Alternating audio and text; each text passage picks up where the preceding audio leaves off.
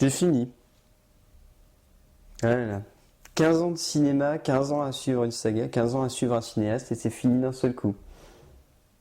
Bonjour à toi, cher spectateur. Donc, pour le coup, on finit la boucle. Le Hobbit, la bataille des 5 armées, le dernier volet de la trilogie de Peter Jackson et sur le Hobbit et de la saga sur la Terre du Milieu. L'histoire, rapidement, on reprend vraiment à la toute fin de la désolation de Smaug, quand Smaug s'apprête à attaquer Lac-Ville, ensuite on enchaîne sur la bataille des 5 armées. Bon voilà, c'est pour éviter de trop en dire et de garder la surprise.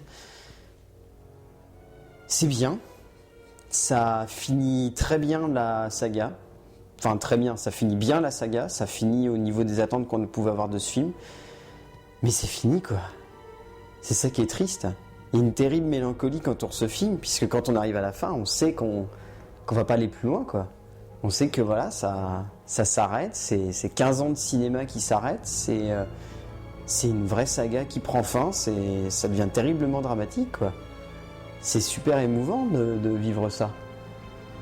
Ça rappelle un petit peu ceux qui à l'époque pensaient que Star Wars 3, ça serait la toute fin de Star Wars.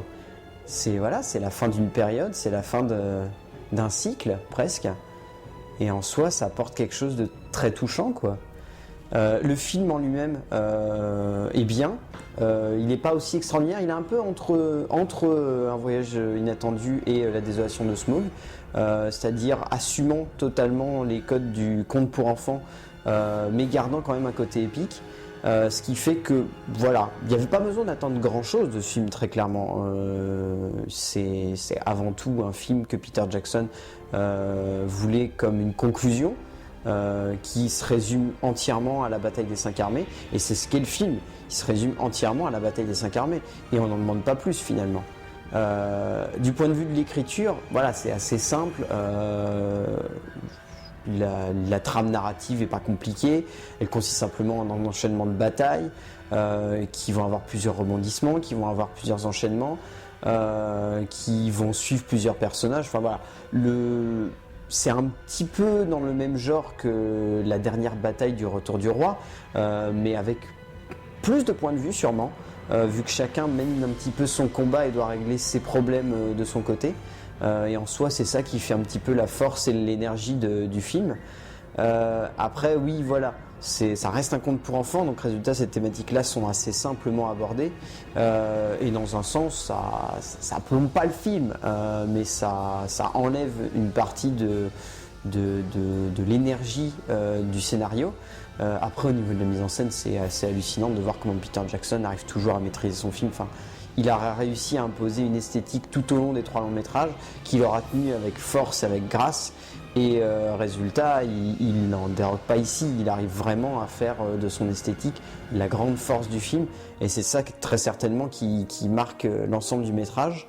Oui, sur l'ensemble, vraiment, ça en impose, quoi. Le film arrive vraiment bien à se maîtriser du début à la fin. On s'ennuie pas une seconde. Il est un petit peu plus court que les précédents films. Il fait que 2h20 alors que les autres faisaient 2h40, 2h50. Donc c'est un choix de la part de Jackson de uniquement miser sur la bataille des 5 armées.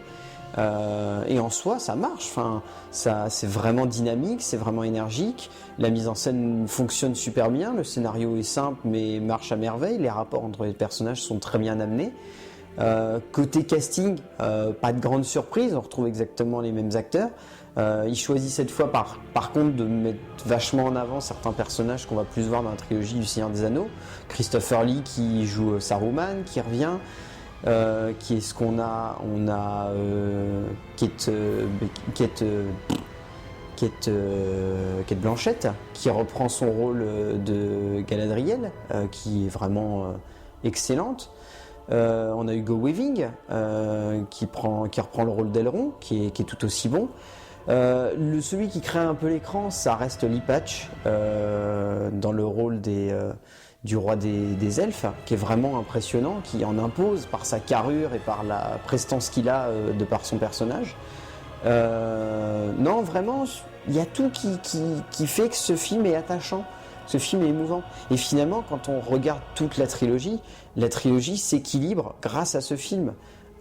C'est quasiment ce film qui équilibre la trilogie, tout comme quand on regardait Le Seigneur des Anneaux, on se disait le premier est épique, le deuxième est un petit peu lent, et Le Retour du Roi équilibrait vraiment le tout. Et c'est ça qui, au final, quand on ressort de ce dernier long métrage, fait la force de cette trilogie. On se sent touché par l'épique, par le grandiose que met en place Peter Jackson.